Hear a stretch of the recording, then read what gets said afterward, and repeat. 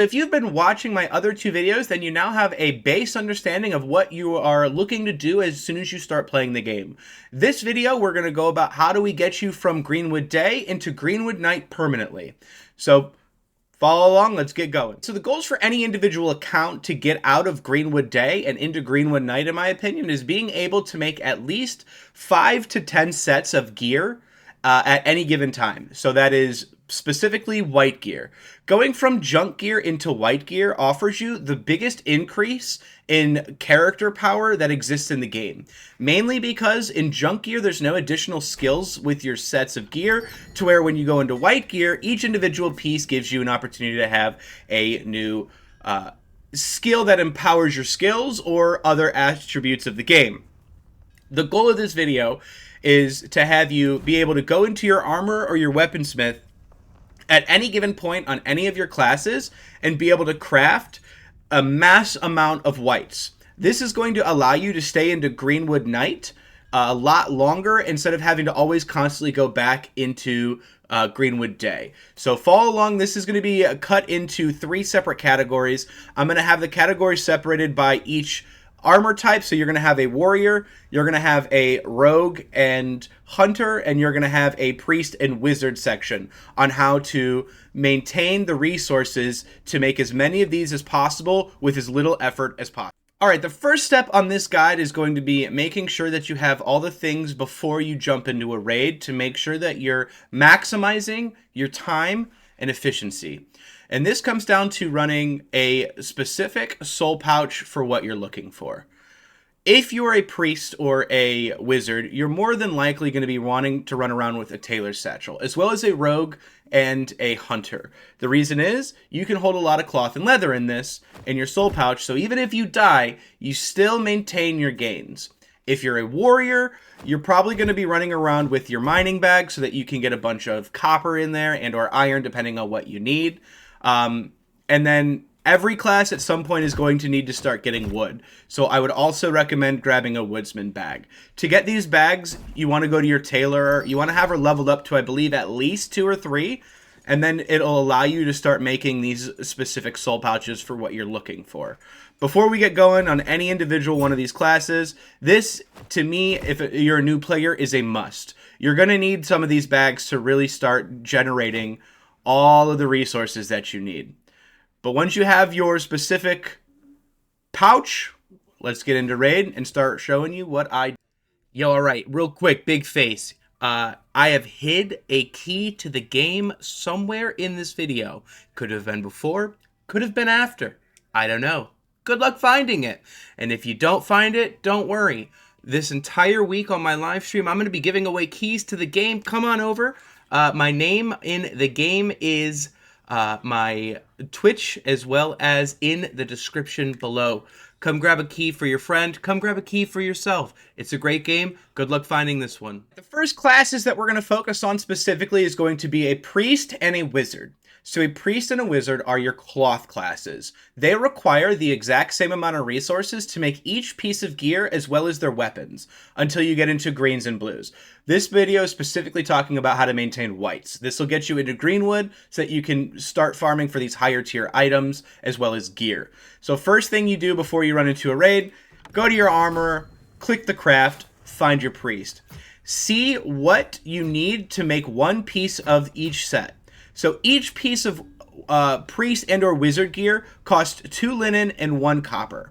And there are 4 pieces of gear, so I need 8 linen, 4 copper just to make 1 full set of armor.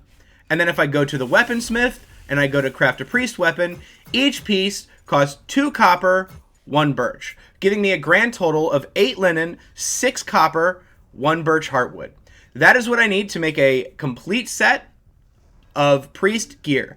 Now I'm going to show you my runs to show you how I accomplish getting an absolute ton of that material in one raid. A priest or wizard, getting cloth is your highest required item, so we're going to focus mostly on how to getting that first. As you can see right here, I'm right outside this light fallen cemetery, and the best way to get linen and cloth is actually by killing skeletons. Skeletons yield you with a ton of linen scrap, and the higher ones have a higher opportunity to give you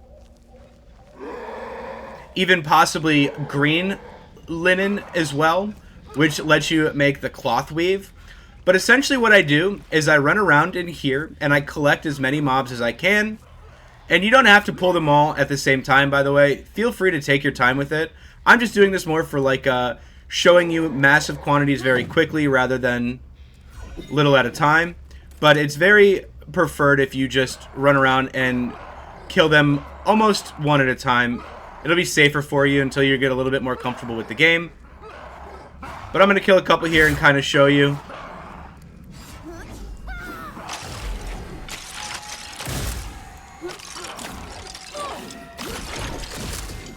Alright. Look. 12 Cloud Weave.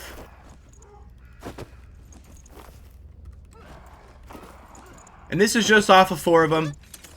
I already have at least 1 linen, 1 Cloud Weave. I'm going to run through the rest of this, kill a bunch more, and show you what I can end up with in one run.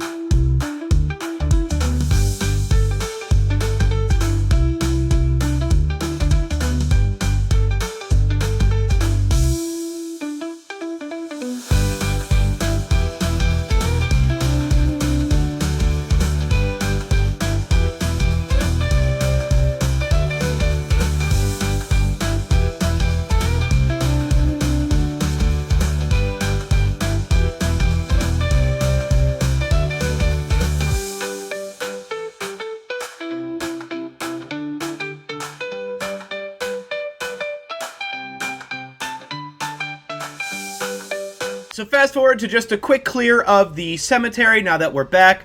Look at all of the cloudweed scrap that I've received, as well as just the regular linen scrap that I received, just off of clearing this one area for about 3 to 5 minutes. Now, no matter what happens, because I have this soul pouch, if I were to die, I get at least 4 cloudweed scrap, and I get 16 linen, right? So no matter what, I'm leaving with at least 16 linen, which we know, off of the math that we did, I need at least 8 linen to make 1 set of gear. So as it is right now, if I were to die, I'm making it out with at least 16 linen. And if I make it out without dying, I can have even more. I can have about a whole stack of linen. Therefore, I can make 2.5 worth of white gear just off of literally 5 minutes of running around. Hopefully this guy leaves me alone. That would be preferred. Thank you. So I'm going to extract now, and then we're going to get on to the next part, which is a little bit more in depth on how you should go about getting your wood and go about getting your copper. And I'm showing you where I do my tree runs, as well as how I make my iron and or copper runs.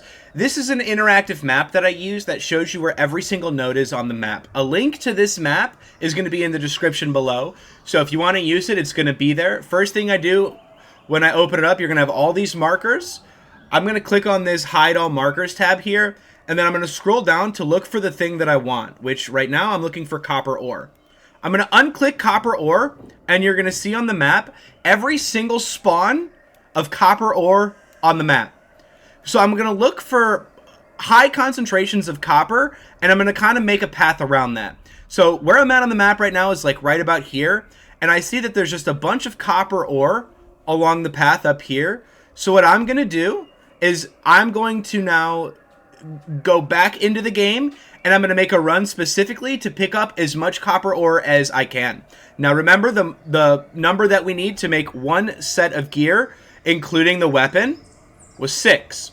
So I need to find a way to get at least 12 copper to get 1 full set of white gear. Let's see how much copper we can get in 1 run.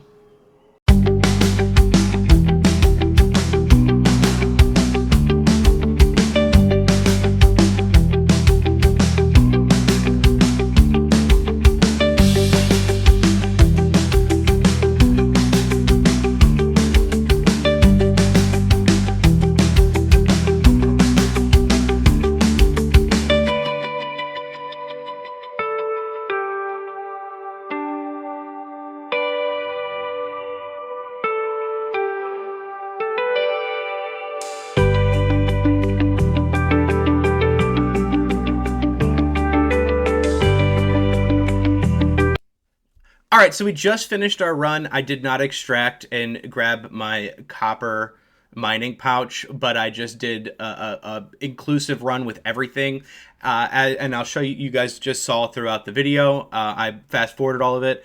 I ended up getting 27 copper ore, which is going to break down into 13 copper pieces. So I need 8 copper to make a whole set, and I got 13 here, which means I'm able to make 1.5 full sets of white gear. I ran into 0 PvP. I ran into barely any mobs while doing this, and I was able to extract with all of that, as well as the linen, which is 10 per 20. Or I'm sorry, 10 per 1 linen. So you have 2, 4, 6, 8, 10, 12 pieces of linen, 13 pieces of linen, as well as 2, 4, 6, 8 of the uncommon. I have 15 birch logs, which you can make into 7 different weapons. This is one run that took me about 20 minutes. I now have the ability to make a white set of gear. However, you don't have to. You can just keep going back in with nothing equipped and grab this loot the same way again and again. I would do this until I have the ability to make a minimum of 5 to 10 sets for my priest and or my wizard before I continue into Greenwood Night looking for that better loot. If you found yourself here, we're going to be running a hunter when we're looking for our white gear for a rogue and a hunter. They are very similar. If we go here into the armorer and we go to the craft option for the hunter, you'll see that each piece requires 2 rawhide leather and 1 copper. So for a full set of hunter gear, we're looking at a grand total of 8 rawhide and 1 copper just for the armor. And then if you go to the weaponsmith, looking to make a weapon for a hunter, will lead you with 2 birch heartwood and 1 simple rope. And this is the requirements to make your hunter. For your rogue, it's very similar. You have 2 pieces of rawhide and 1 linen instead of the metal. But if you looked at the priest, you'll see that you'll get a lot of linen that way. Mostly this is about where you can get your leather. And if you go to the weapon, if you go to the weapon on the rogue, it's 1 birch heartwood and 2 copper for each piece. Now let's get into a raid and show you how I collect all of this leather. All right, first thing I'm going to show you again is the interactive map. As I mentioned before, this interactive map is going to be in the description below. This has almost everything in the game on this map as far as Greenwood goes. Nightwood and Crypt are still a work in progress, but for the specifics on this video, it's going to be very helpful for you looking for these specific items. First, you're going to hide all your markers, and if you're a rogue or a hunter looking for leather, what you're going to want to do is go down to enemies, and you'll see wolves here. You're going to want to unclick wolves, the white wolves, and the epic wolves. And as you can see, this on the map now, all of these white spaces, this is where all of the wolves on the map are. Wolves are like skeletons when it comes to dropping when it comes to dropping leather scraps for your class. So what I'm going to do is I'm going to look around here and see where I see the most amount of wolves, which tends to be in this northwestern area of the map. And then we have that. We're going to go to our map and see where we're at. Oh, we're right here, literally at the wolf's den already. It says wolf den. And now we're going to go collect as much as we can and put it all in our tailor's pouch.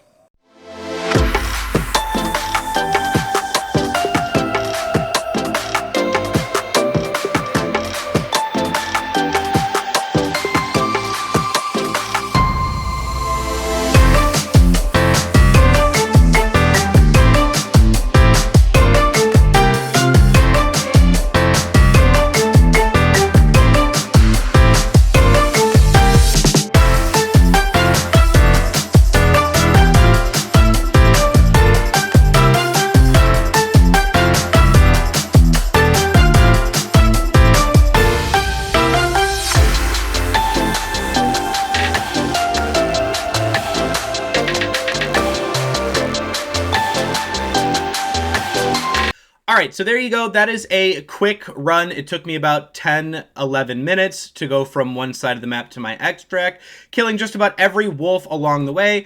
As you can see, even if I died, I would have ended up with 12 rawhide scraps, which is enough to craft at least 1.5 full sets of white.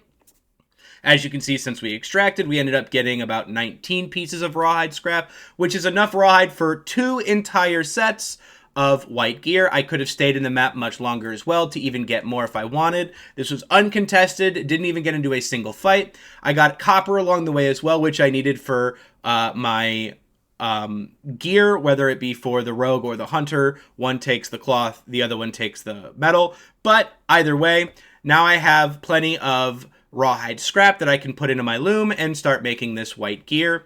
One more tip as well. When we're looking at the integrated map here, if I show all markers off and I go down to trees, oak and below, these are also really close to a lot of the wolves. So while you're running around with the wolves, you can kind of see where everything is starting to overlap. You can get trees while killing wolves, while getting copper. You can do all of it mixed together. Running for the chests and the things like that is fun, and sometimes you get some good items from there. But the real base of getting your account progressed is to farm the materials to get out of Greenwood into the better loot. So if I'm in Greenwood at the beginning of a wipe, I'm running around and doing what I'm doing to get my character out of Greenwood and into Nightwood permanently. So here you go. That's a quick rundown on how to get leather scraps for the rogue and the hunter. And now let's move on to the warrior. Welcome, copper farmers. I meant warriors. Your job is going to be to farm copper. That is the biggest thing that this class needs. You don't need a little bit of copper, you need a lot of copper, all the time, forever. So if you plan on playing a warrior, you better learn how to do some copper runs, and that's what we're going to show you now. Copper is the base, important object of your class. You need copper out the ass. You need copper for your weapons, you need copper for your tools, you need copper for your gear. So your base gear is 2 copper per piece as well as 1 rawhide leather, giving us 8 copper. And warriors have the option of wielding 2 weapons at the same time. So if you go to craft your weapon as a warrior, your one weapon is going to cost 2 copper. The other weapon is going to cost 2 copper. And if you decide to go with the death ball, it's going to cost you 3 copper. So your total cost of copper minimum is 12 copper per full set of gear, which breaks into 22 raw copper every single set you make. You also need birch heartwood on the side, and as I mentioned before, the rawhide leather. The most important aspect of the warrior is the mining bag. This is your go-to for the warrior. This is what you're going to want to run, because no matter what, if you go in naked and you have no gear, the worst thing that you're going to come out of this raid with is 5 copper. This one can be painful early on for warriors. However, once you get to higher levels, it becomes a little bit easier when you have gear to protect yourself while farming copper. But in the meantime, let's jump right into the copper. Before we do that, we're going to go back to our handy dandy map. Again, the link in the description below on this interactive map. It shows you where every single item is, lootable chest, mob, period, on Daywood, and it is being worked on for Nightwood and Crypts currently as well. Very useful. I recommend using it. Hide all of your markers down here. Make sure there's nothing here. And what you're going to want to do is you're going to want to go down to ores, and you're going to want to click copper ore. Now, when you're running around looking for copper ore, you can also click the iron or copper, because this has a chance of being copper as well as iron. And this is the path that you're going to want to take when you're mining for copper. Look for where you spawn, find the densest area of what you're looking for, and just kind of run around into that little nook and find it. So if you spawn up here by the North Cave, try to farm all of the stuff around here that you can find. You want to grab all the copper in this area before moving on to the next one, because this resource, unlike mobs, does not respawn once this is taken out of the map. From my understanding, it is taken out of the map, so you want to get to it first, put it in your copper bag, and then get out. Remember, small gains big wins. It's a game of progression, so if you get these little wins, over time it becomes big wins. Let's jump into a run and show you how much copper I can get by running around on a warrior.